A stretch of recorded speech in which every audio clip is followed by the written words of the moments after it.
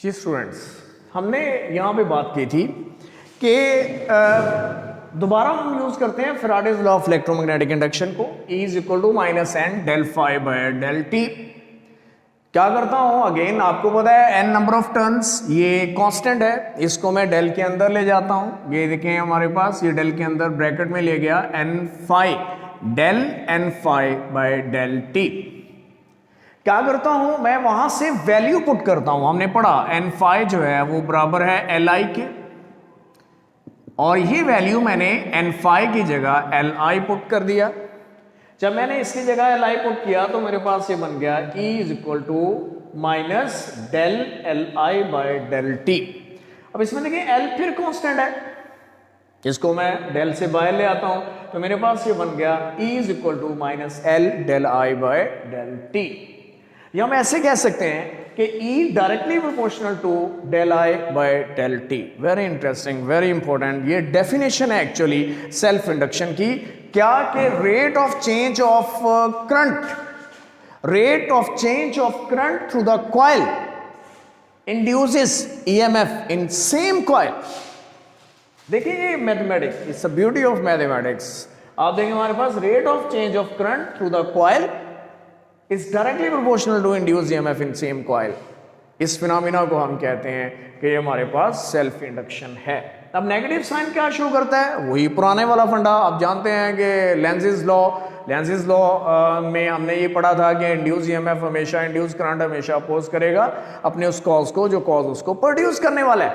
Again negative sign यहाँ पे यही शो कर रहा है। Negative sign shows that induced EMF always opposes the cause which produce it. उस कॉज को हमेशा अपोज करेगी जो उसको प्रोड्यूस करने वाला है। अब हम सेल्फ इंडक्टेंस को डिफाइन करते हैं, सेम उसी तरह का आर्टिकल जैसा कि हम पहले डिस्कस कर चुके हैं। ये रेशियो है किस किस के दरमियान, EMF इंड्यूस, यहां से हम निकाल सकते हैं। ये देखें यहां से L निकालेंगे तो E आ जाएगा del I by del T. Mean हम इसको कह सकते हैं कि ये रेशियो है EMF induce in the coil to time rate of change of current in the same coil. ठीक है, ये जो हमारे पास रेशियो होती है, mean L is equal to E by del I by del T, ये रेशियो को हम कहते हैं सेल्फ इंडक्टेंस।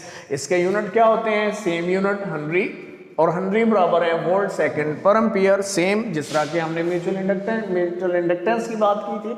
अब हम यहाँ पे 1 हेनरी को डिफाइन करेंगे।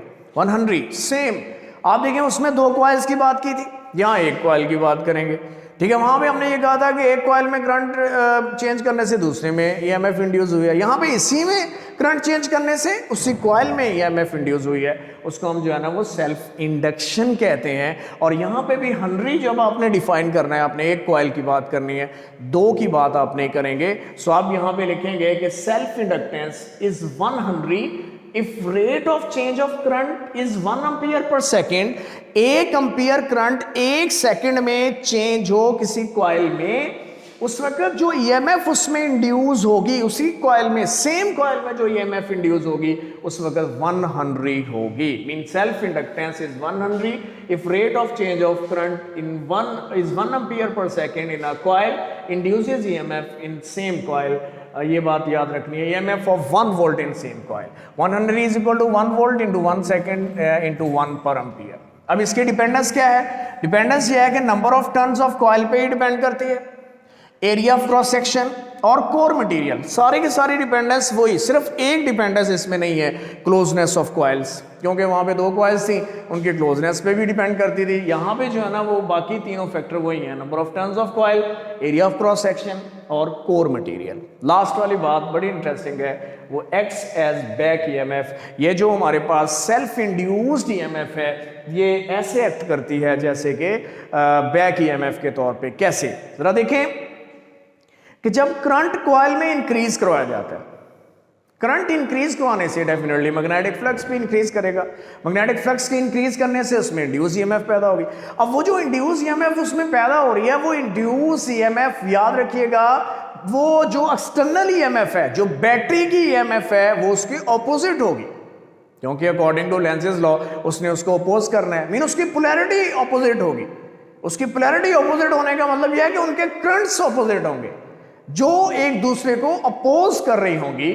मीन ऐसा है कि जब हम करंट इंक्रीज करते हैं कॉइल में तो उसका जो मैग्नेटिक फ्लक्स है इंक्रीज करेगा, उससे इंड्यूस ईएमएफ पैदा होगी। वो इंड्यूस ईएमएफ जो है वो एक्सटर्नल ईएमएफ जो बैटरी की ईएमएफ है, जो बैटरी हमने कनेक्ट की हुई है उसकी ईएमएफ के ऑपोजिट होगी। उसके ऑपोजिट जो है वो होते हुए उसको अपोज करेगी, वो कहलाएगी उस वक्त बैक ईएमएफ। इंड्यूस ईएमएफ जो अपोज करेगी एक्सटर्नल ईएमएफ को, उसको हम कहेंगे बैक ईएमएफ। और अगर हम उसमें करंट डिक्रीज करवाते हैं तो अकॉर्डिंग टू लेंज़ेस लॉ क्या होगा कि उस वक्त जो है वो इंड्यूस्ड ईएमएफ और जो एक्सटर्नल ईएमएफ है वो सेम डायरेक्शन में होने की वजह से क्या है कि उसमें वो उसको एड करेगी।